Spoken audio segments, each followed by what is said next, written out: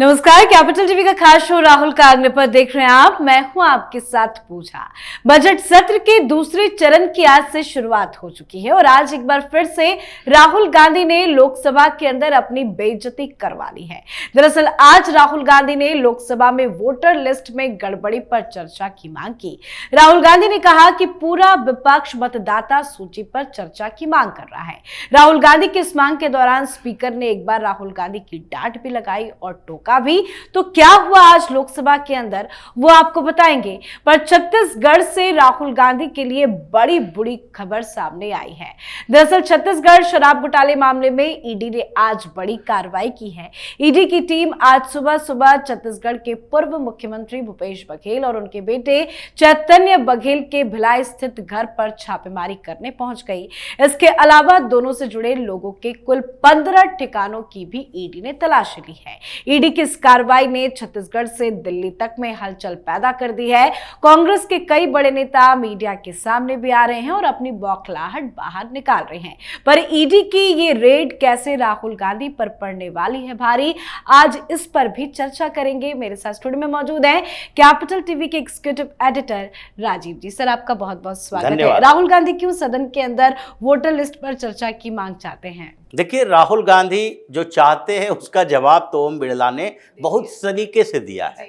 लेकिन सबसे पहले ये सवाल उठता है कि क्या राहुल गांधी को इतने दिनों की कार्रवाई में जो प्रोसीडिंग चल रही है लोकसभा के अंदर, उसमें कुछ अक्ल आई है और उसके बाद वो नेता प्रतिपक्ष की भूमिका में इस बार कुछ सबक लेकर आए थे। क्योंकि राहुल गांधी ने जो सवाल उठाया वो बीच में इंटरप्ट नहीं किया। उन्होंने 0 आवर का इंतजार किया। पहले टीएमसी का ये सवाल रहा है और टीएमसी वाले बार बार मांग कर रहे थे, तो उसमें राहुल गांधी की एंट्री ये बताता है कि विपक्ष के अंदर जो अपने मुद्दे को लेकर सीरियसनेस कांग्रेस की थी वो अब राहुल गांधी की कमजोर हो गई है और वो चाहते हैं कि विपक्ष जो हमसे दूर जा रहा है, दूसरी पार्टियां जो हमें लीडर्स मानने के लिए तैयार नहीं है, उसको खुश करने के लिए जरूरी है कि उनके कुछ भी मुद्दे लाए। लेकिन जब उन्होंने मांग की 0 आवर के अंदर कि भाई सारा विपक्ष चाहता है कि आप इस पर चर्चा करें और सत्ता पक्ष को इस पर चर्चा करने के लिए तैयार होना चाहिए, स्पीकर ही अनुमति देंगे कि कब चर्चा के लिए हम इस मुद्दे को ला सकते हैं। तो ओम बिरला ने क्या कहा? सीधे कहा कि यह सरकार का मामला नहीं है। जब लोकसभा या राज्यसभा में कोई मुद्दे पर चर्चा हो और संवैधानिक संस्थान उससे जुड़ी हुई हो, जिसमें बार बार ये कहा जाता हो कि वो संवैधानिक संस्थान स्वायत्त तरीके से काम करती है, तो जब स्वायत्त तरीके से काम करती है और सदन के अंदर जब उस पे आरोप लगाएंगे आप, तो फिर क्या इलेक्शन कमीशन के किसी प्रतिनिधि को सदन के अंदर बुलाओगे? जी। अगर कमेटी में चर्चा होती है तो एक अलग बात है। कमेटी के अंदर किसी भी बाहरी व्यक्ति को बुलाया जाता है, अलग अलग व्यक्तियों को बुलाया जाता है। जो आरोप लगाते हैं उसे भी बुलाया जाता है, जिसके ऊपर आरोप लगा है उसे भी बुलाया जाता है। लेकिन सदन के अंदर तो आप बुला नहीं सकते। तो फिर इस पर चर्चा किस आधार पर करेंगे? आप आरोप लगाएंगे, जैसा कि राहुल गांधी ने पिछली बार भी आरोप लगाया। सदन के अंदर आरोप ये कमजोर था, लेकिन बाद में आए, बाहर में प्रेस कॉन्फ्रेंस किया और महाराष्ट्र के चुनाव को लेकर एक के बाद एक चुनाव आयोग के ऊपर आरोप लगाना शुरू कर दिया। उन्होंने कहा कि अचानक से महाराष्ट्र के वोटर लिस्ट में इजाफा हुआ है, वोटरों की संख्या बढ़ी है और उसका रिकॉर्ड उन्होंने क्या दिया? जो चुनाव आयोग ने पहले दे दिया था, उसी के आधार पर आपने कहा कि 40 लाख से ज्यादा वोटर जोड़े गए हैं, नए वोटर जोड़े गए हैं और कुछ 8 लाख के करीब वोटर हटाए गए हैं। लेकिन आपने रिकॉर्ड मांगा चुनाव आयोग से। इसको लेकर आपने एक व्यक्ति को यानी सुरजेवाला को दिल्ली हाईकोर्ट में भेजा। दिल्ली हाईकोर्ट में उन्होंने याचिका दायर की कि चुनाव आयोग कोऑपरेट नहीं कर रहा, हमें पूरे वोटर लिस्ट का रिकॉर्ड नहीं दे रहा है।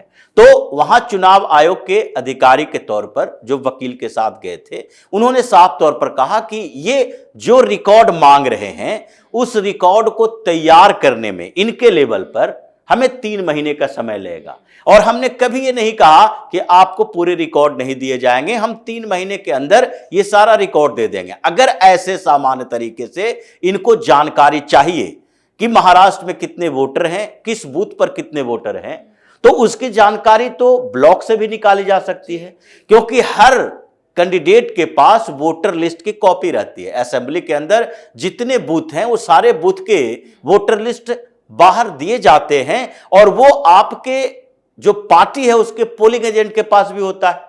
उसी के आधार पर पोलिंग एजेंट टिक करता है कि किसने वोट दिया, किसने वोट नहीं दिया, और जो वोटर लिस्ट है उसी के आधार पर वो घरों से वोटर को निकालने में अपनी भूमिका निभाते हैं कि चलो इतना % वोट हुआ है, अभी इतने लोगों ने वोट नहीं दिया तो उन लोगों के घरों पर जाकर उनको बुलाया जाए।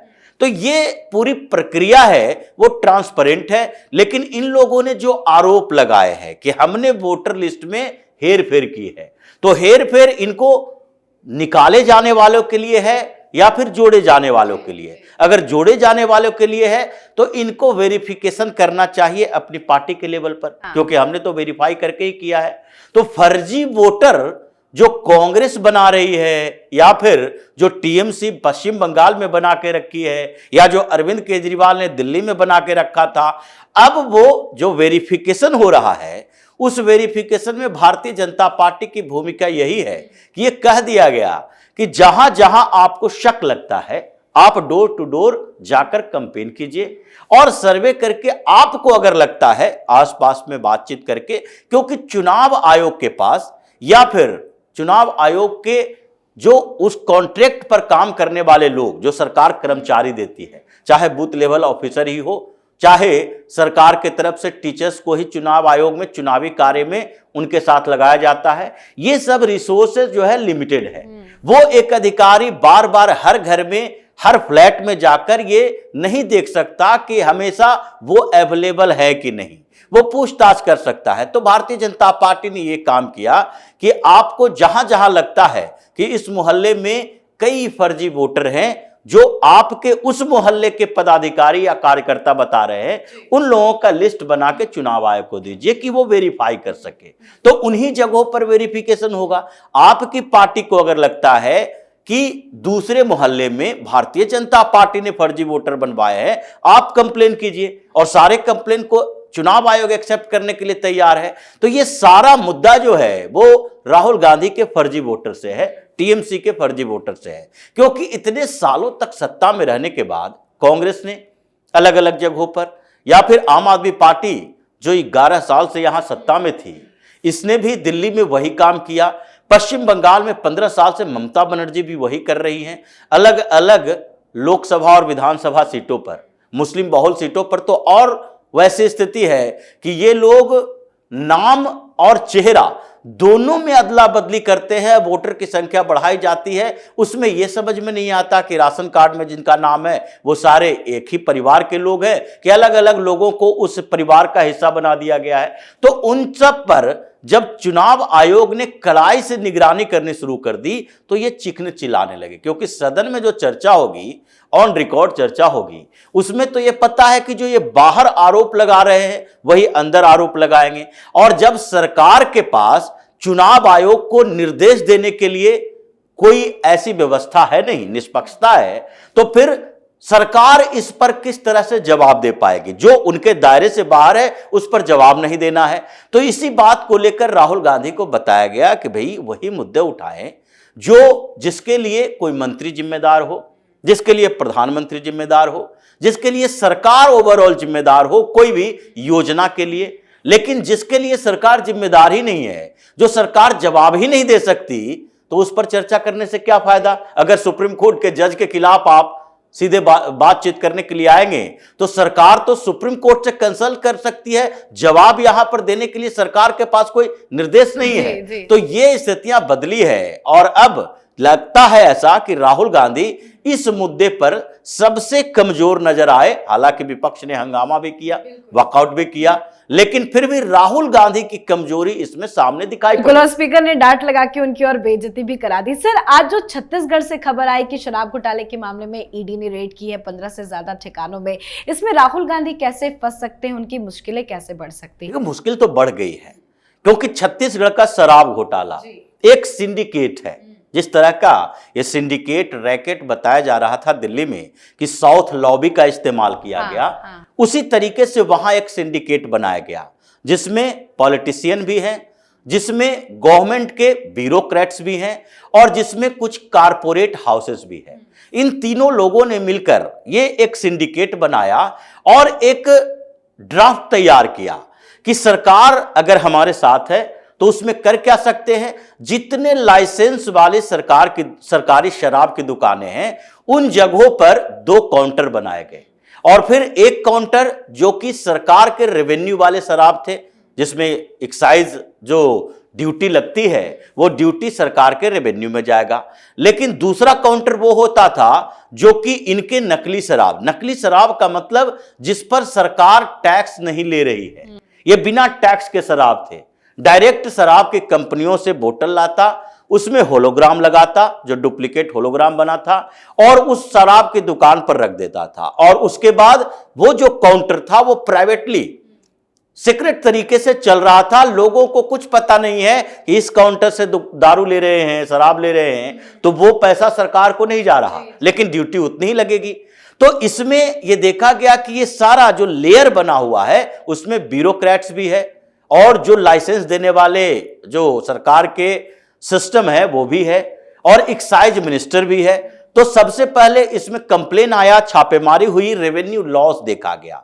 तो रेवेन्यू लॉस में पता चला 2161 करोड़ रुपए का रेवेन्यू लॉस हुआ है, जिसका एस्टिमेट और बढ़ सकता है। अभी 2-4 दिन पहले सरकार की, छत्तीसगढ़ की गवर्नमेंट जो बीजेपी की अभी सरकार है, उसने भी कहा था कि ये दुगना से ज्यादा है, यानी तकरीबन 5000 करोड़ का इन लोगों ने लूटपाट मचाया है। क्योंकि 2161 करोड़ तो केवल सरकार के खजाने में लॉस हुआ है और उसके बाद उस शराब के ऊपर जो इन लोगों का प्रॉफिट था वो इससे दुगना था, यानी 5000 करोड़ से ज्यादा का एक घोटाला है। अब इसमें जब लिंक तलाशे गए तो ब्यूरोक्रेट्स मिले, फिर उसके बाद कांग्रेस के ही नेता हैं। एजाज डेवर कोई दूसरे पार्टी के नेता नहीं है जो मेयर थे रायपुर के, और उनका भाई अनवर डेवर भी इसी में शामिल था। उसके बाद कुछ आईएएस अधिकारी पकड़े गए हैं और पॉलिटिशियन में सबसे पहले तो एक्साइज मिनिस्टर जो क्वासी लखमा हैं, एक्साइज मिनिस्टर के अकाउंट देखा गया और इनके ट्रांजैक्शन देखे गए तो 36 महीना यानी 3 साल तक ये घोटाला चला। 2019 से लेकर 2022 के बीच तक ये कारोबार चल रहा था। तो उस 36 महीने के दौरान उनके अकाउंट में 72 करोड़ रुपए गए अलग अलग तरीके से, और यानी 2 करोड़ रुपया हर मंथ एक्साइज मिनिस्टर को कमीशन दिया जाता था। एक्साइज मिनिस्टर कमीशन ले रहा है तो मुख्यमंत्री क्या बैठा हुआ है, उसके आंखों में धूल झोंकी जा रही है। तो मुख्यमंत्री बघेल ये खुद पैसा नहीं ले रहा था, इसने अपने बेटे को उस कारोबार में लगा दिया, चैतन्य बघेल को, और चैतन्य बघेल वो मनी लॉन्ड्रिंग का एक हिस्सा बन गया। तो अभी जो ईडी जो छापेमारी कर रही थी पिछले दिनों से, 1.5 साल पहले से ये मामला चल रहा है, उसमें कुछ ब्यूरोक्रेट्स को पकड़े गए थे, कुछ पॉलिटिशियन को पकड़े गए थे। एक्साइज मिनिस्टर से पूछताछ जब की गई तो क्वासी लखमा ने तो कहा कि हमें तो कुछ पता ही नहीं था, ये भोलाराम तूफानी की तरह है। जो जब चारा घोटाला बिहार में हुआ, भोलाराम तूफानी थे उस समय मिनिस्टर पशुपालन विभाग के, और उनसे पूछताछ की गई तो कहा हम तो अंगूठा छाप है, हमें तो कुछ पता ही नहीं, जो फाइल आती थी हम साइन कर देते थे।